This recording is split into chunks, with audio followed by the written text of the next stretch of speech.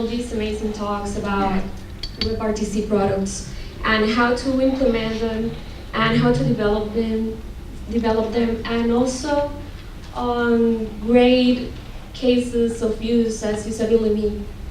But that's our part of the story.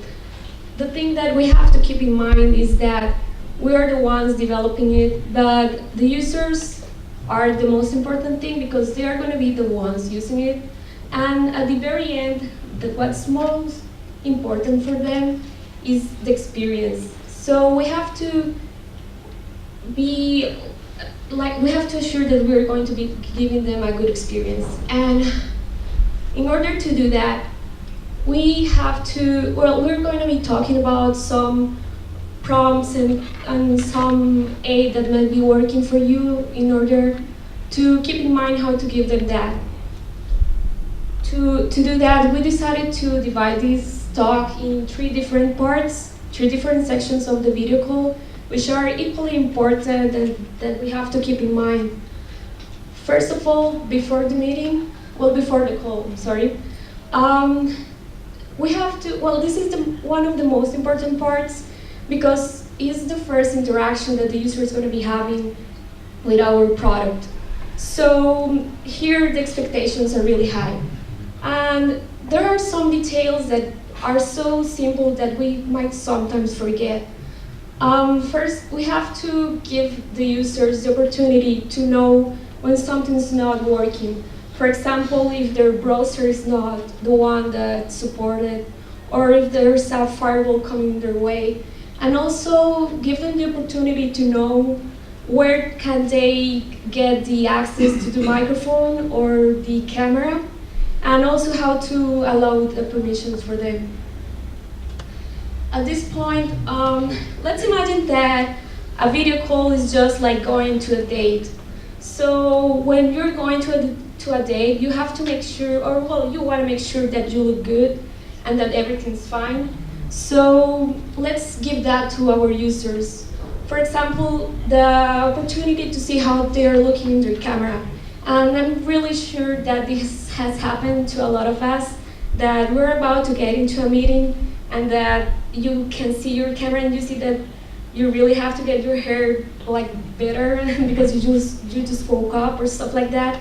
So this is really important. And also the opportunity to test their audio to see if that there's noise in the back or if there's any feedback loops that they may want to check something.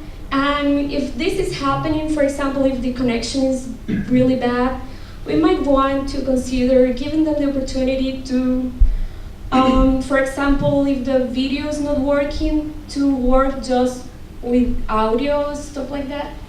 And when we are done setting the mood, we have to announce their presence. So announcing the presence, it might depend on many things, but one of them is the nature of the application that we are creating. So for example, we have to think if this is an application that's going to be open all the time, or if the users are going to be logging in only because it's an appointment, stuff like that. So for example, if it's going to be on the web, we have to think about sound or about a toast, or if it's something that they had scheduled, are we going to notify them via an SMS or via email? That's something that we have to keep in mind. And also we have to think about the number of participants that are going to be joining the meet, the call, the video call. Because for example, if it's a one-on-one video call, you're just there waiting for the other participant to join, but and getting the notification that the other user just came in, it's really important. But for example, if you are in a call with many people, you don't want to be giving the users all this feedback that might be distracting for them. So this is something really important to keep in mind. And announcing the presence is not just getting there. There's a waiting gap that we might want to consider. And at this point, when some users, for example, have already logged in into the call, and that they might be waiting for someone else to log in. We want to give them the opportunity to know what's going on, to see that they are still connected and that they're having no problems with the network or anything like that. So we have to keep them informed on what's going on. Great. So we've managed to get users through the nitty-gritty of getting set up.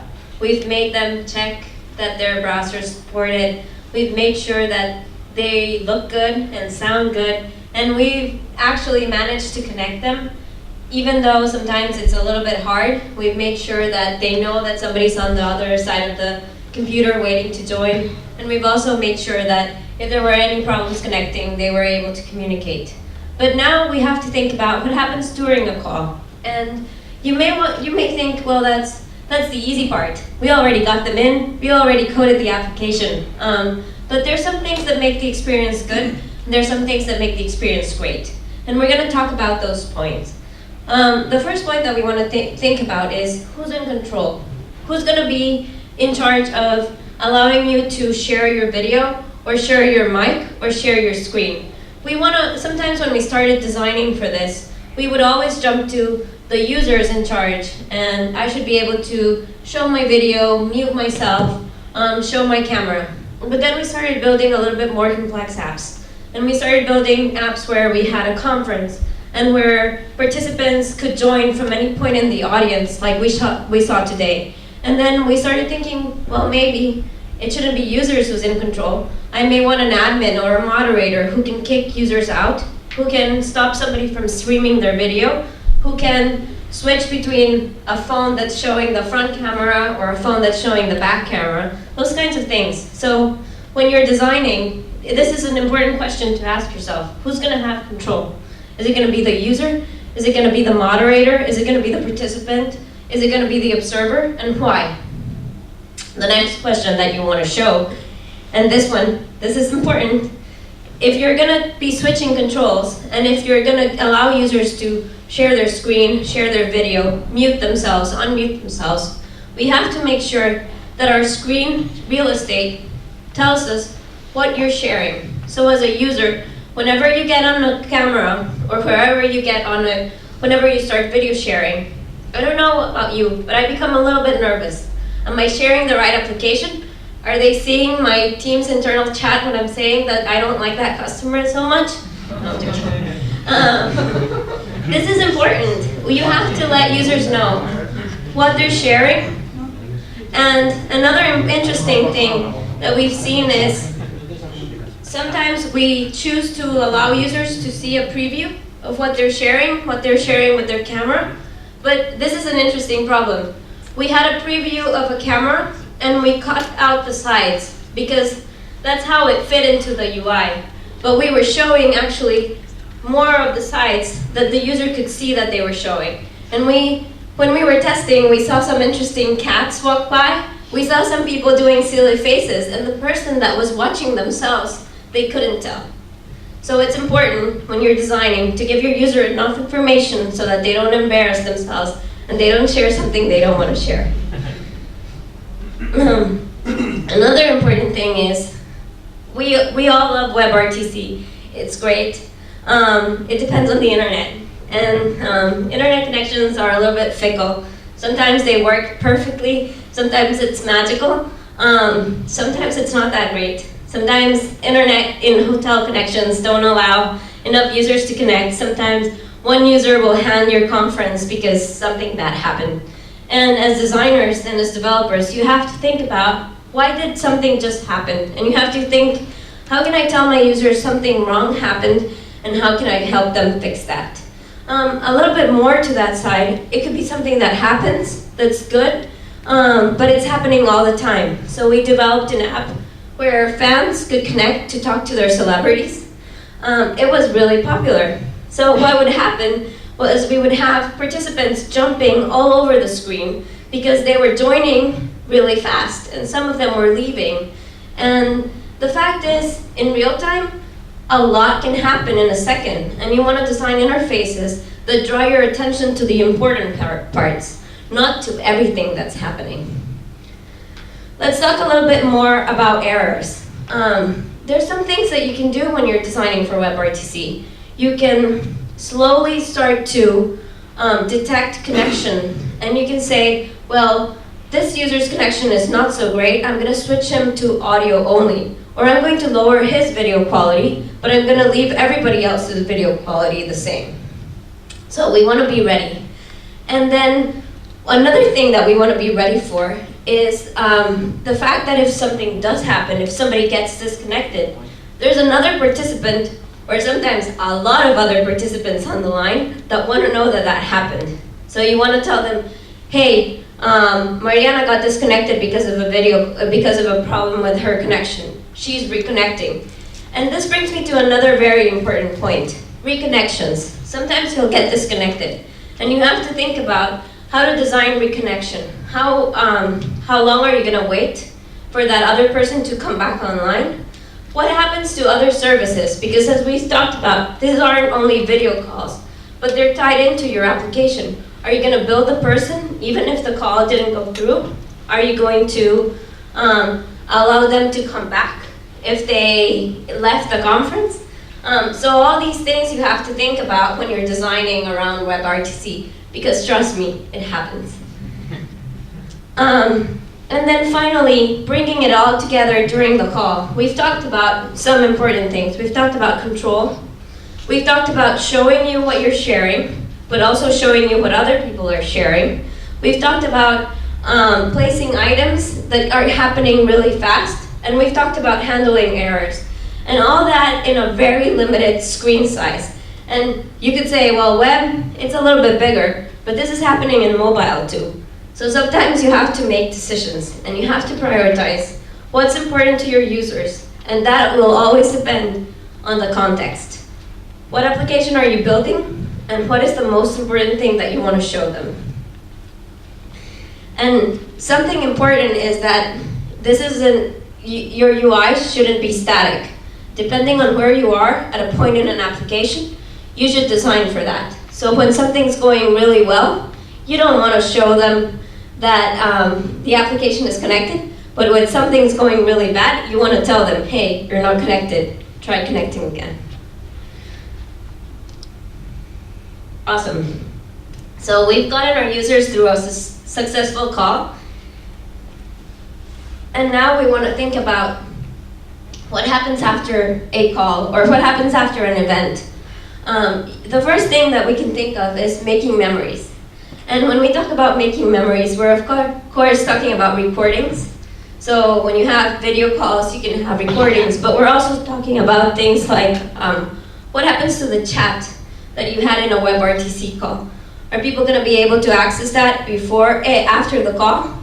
What happens to files that were shared? Are we going to allow them to share those, to see those files that were shared? What happens to other things that happen around the call, like for example in usability, if you created tags? And so some of the things that you have to think about, for example with recording, is that peer-to-peer connections are encrypted and they're secure, but then after that, where do you store the file? Do you need those to be as well secure and protected? Or can they be just accessed by everybody? So these are some of the things that you have to think after the call ends. And then the most important one is that you want to gather feedback. Like we said, it's unreliable. Sometimes it fails. You want to gather feedback not only on the service that you're providing, but you also want to gather feedback on how the call went, on how the bandwidth was, you want to gather analytics, and you want to use the stats part of WebRTC to gather how many people, what was the bandwidth, what was the byte rate, and you want to make sure that next time the experience is going to be better. So it's always important that when you're talking about WebRTC, you gather feedback from your users, and you also get the analytics to make sure that the next time it's designed better and it works better. Finally, when we talk about WebRTC and design, we want to talk about user testing, and we hope you'll use usability for that. But some of the things to remember is test for bad connections and test for good connections, because you want to make sure it works in every environment. Test for fringe cases, but also make sure that you test the whole flow. You test the before, the after, the during, and the after. And what we'd like to tell you is that it may be a little bit harder to test when you're thinking about testing with video and with microphone, but it does really pay off. That's it. Those are that's the advice that we have. If you have any questions, come find us later. We love design and we love WebRTC and we'd love to talk about it.